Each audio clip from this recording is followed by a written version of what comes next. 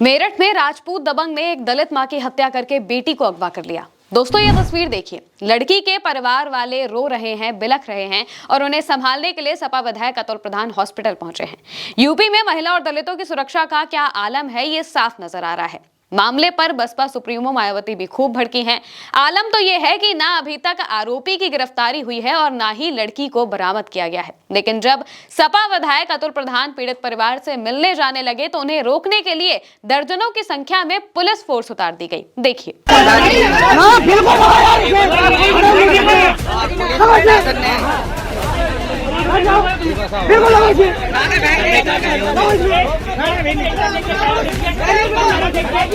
दोस्तों पूरा मामला क्या है, पहले उस पर बात कर लेते हैं। घटना सरधना क्षेत्र के कपसाड़ गांव की है। यहाँ के रहने वाले सतेंद्र कुमार मजदूरी करते हैं। 8 जनवरी की सुबह उनकी पत्नी सुनीता अपनी बेटी रूबी के साथ खेत जा रही थी। रास्ते में पहले से मौजूद आरोपी कंपाउंडर पारस राजपूत ने दोनों को रोक लिया और बदतमीजी करने लगा।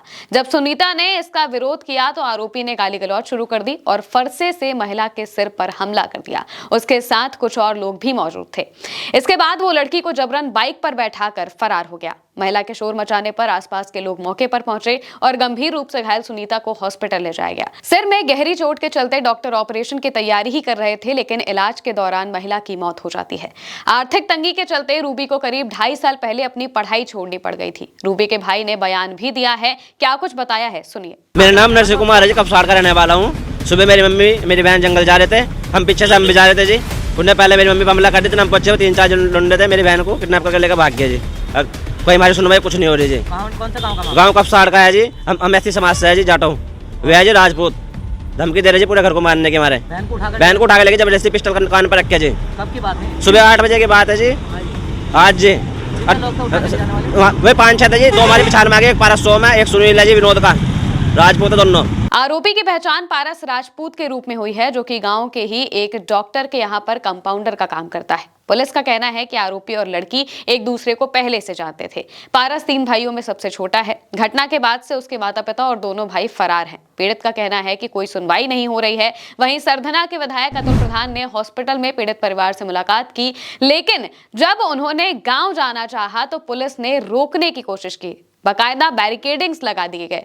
तब अतुल प्रधान सड़क पर ही बैठ गए। उन्होंने एक्स पर पोस्ट करते हुए कई बातें लिखी हैं। उन्होंने लिखा, क्षेत्र के गांव कपसाड़ में आज सुबह सतेंद्र जाटव जी की पत्नी पर दबंगों द्वारा हमला किया गया था, जब वो अपनी बेटी को दबंगों से अपहरण से बचा रही थी।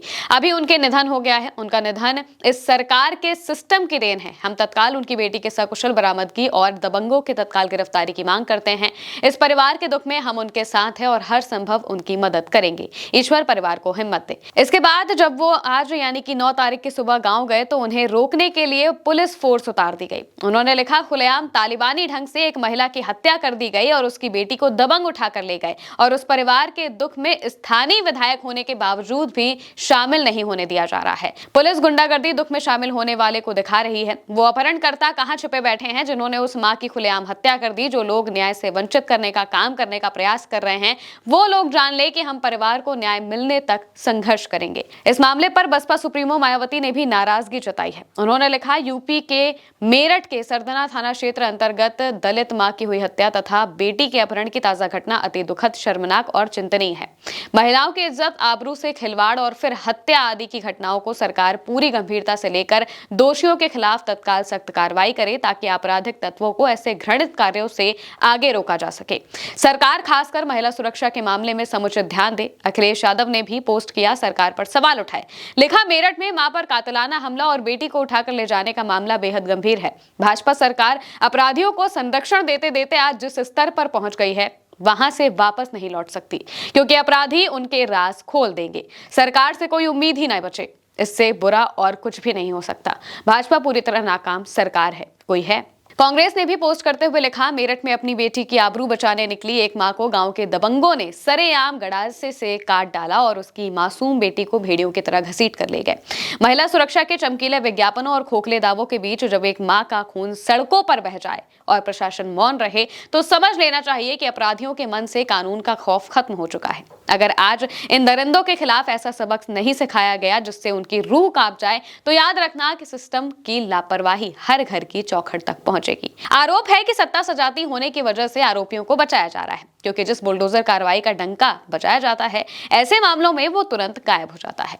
नगीना सांसद चंद्रशेखर आजाद ने भी काफी आक्रामक तरीके से नाराजगी दिखाई है। उन्होंने आरोपियों को जातंकवादी करार देते हुए कहा कि यह घटना केवल एक आपराधिक कृत्य नहीं है, बल्कि बहुजन समाज के विरुद्ध जातिगत हिंसा और महिलाओं की असुरक्षा के प्रति अपराध का भयावह उदाहरण है। हम उत्तर प्रदेश सरकार से मांग करते हैं कि आतंकवादियों की तत्काल गिरफ्तारी की जाए, SC/ST अत्याचार निवारण अधिनियम सहित सख्त धाराओं में मुकदमा दर्ज हो, अपहृत बेटी की शीघ्र और सुरक्षित बरामदगी सुनिश्चित की जाए, पीड़ित परिवार को सरकारी सुरक्षा, उचित मुआवजा और न्याय प्रदान किया जाए। भीम आर्मी कार्यकर्ताओं ने कहा कि आरोपी ठाकुर है, इसलिए न्याय मिलने में देरी हो रही है। अगर आरोपी किसी अन्य समाज का होता तो अब तक बचा नहीं होता। पुलिस ने हमसे 84 घंटे का समय मांगा है। अगर परिवार को न्याय नहीं मिला तो हमारे नेता चंद्रशेखर खुद आएंगे, कार्यकर्ता सड़कों पर उतरेंगे।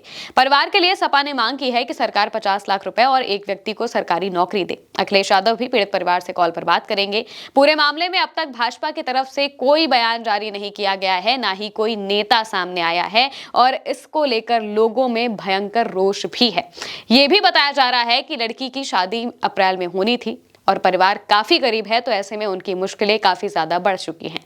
पुलिस परिवार को बिना बताए मां की डेड बॉडी अस्पताल से सीधे पोस्टमार्टम हाउस भी ले जा रही थी। आरोपी के दादा दादी को पुलिस ने हिरासत में लिया है, जबकि माता पिता और भाई फरार हो गए हैं। गांव में 3 थानों की पुलिस फोर्स तैनात कर दी गई है। इसके अलावा पुलिस का कहना है कि आरोपियों को ढूंढने के लिए 10 टीमें बनाई गई हैं और दबिश दी जा रही है, जिससे लड़की की जल्द बरामदगी हो सके। हालांकि इस वीडियो के रिकॉर्ड होने तक कोई भी बरामद नहीं हुआ है, न ही लड़की और न ही आरोपियों का पता चला है। और अब ये देखना होगा कि पुलिस कब तक आरोपियों को पकड़ पाती है। फिलहाल के लिए मेरे यानी कि महिमा के साथ इस खबर में इतना ही। नमस्कार।